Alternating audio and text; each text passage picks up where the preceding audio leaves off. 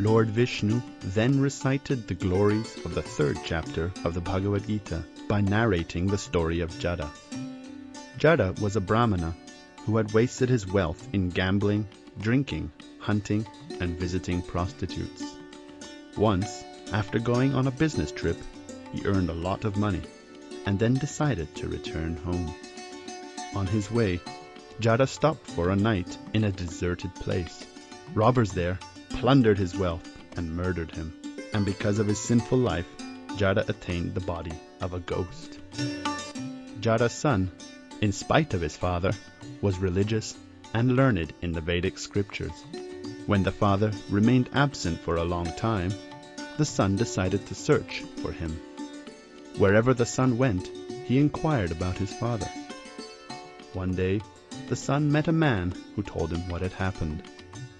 Jada's son started at once for Gaya to worship Lord Vishnu, to release his father from ghostly life.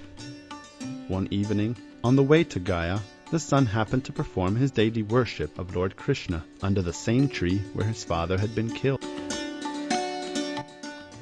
As the son recited the 3rd chapter of Bhagavad-gita, a loud sound came from the sky. He looked up and saw his father change into a most beautiful being, his body the color of a dark rain cloud. He was 4-armed, he was dressed in yellow cloth, and his bodily effulgence lit up all directions. The father said, "My dear son, because you recited the 3rd chapter of Bhagavad-gita, you freed me from a ghostly form. Now you should return home. The purpose of your going to Gaya has already been achieved." Then the father asked the son to liberate a brother and some ancestors who had also led sinful lives and were suffering in hell.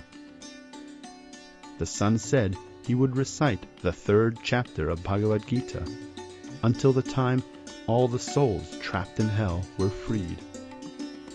Then an airplane arrived from Vaikuntha, the spiritual world, and transported the father to the supreme destination. The son returned home and began reciting daily the 3rd chapter in front of a deity of Lord Krishna. As the recitations continued, Lord Vishnu sent his messengers, the Vishnu Dutas, to the kingdom of Yamaraj, who punishes the sinful.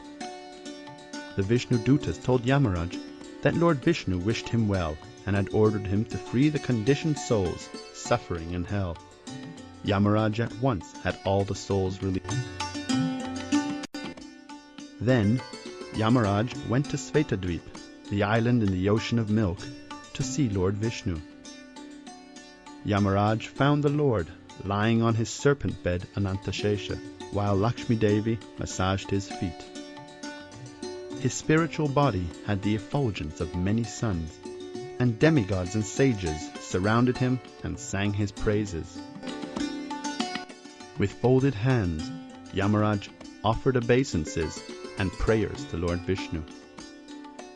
"My dear Lord Vishnu, you are the well-wisher of all the conditioned souls, and there is no limit to your glories.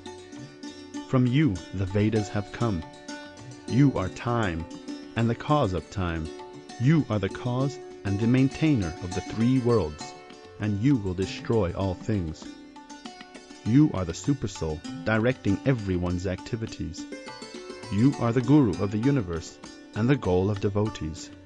O Lotus-eyed One, please accept my obeisances again and again." After praying, Yamaraj asked the Lord for instructions.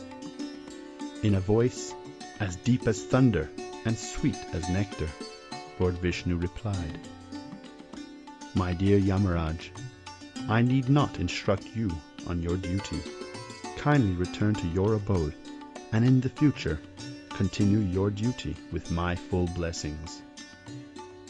Thereafter, Jada's son was taken to the abode of Lord Vishnu, where he eternally engaged in the service of the Supreme Personality of Godhead.